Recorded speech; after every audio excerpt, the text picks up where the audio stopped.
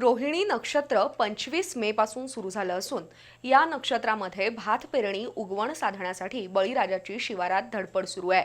रोहिणीचा पेरा आणि मोत्याचा तुरा हा मुहूर्त साधण्यासाठी शेतकरी कुटुंबासह शिवारात असल्यानं अंतिम टप्प्यातील पेरणीच्या हंगामात भोगावती परिसरातील शेत शिवारं फुलली आहेत।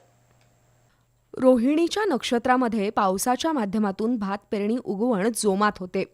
रोहिणी नक्षत्रात झालेली भात उगवण ही बळीराजांना नेहमीच फायदेशीर ठरते। तसंच भात पिकाच्या उत्पन्नामध्ये प्रामुख्यानं वाढ होते असा शेतकऱ्यांचा अनुभव आहे। त्यामुळं या नक्षत्रामध्ये पेरणी पूर्ण करण्यासाठी शेतकरी पेरण्या उरकून घेत असतो। सध्या हे काम अंतिम टप्प्यात असून भात पेरणीसाठी शेत शिवारात बळीराजाची लगबग दिसत असल्यानं शेत शिवारं फुलली आहेत। भात पेरणीसाठी शेत वाफे मशागत करून योग्य करून त्यामध्ये रेगोळे किंवा कुरीच्या माध्यमातून पेरणी केली जाते।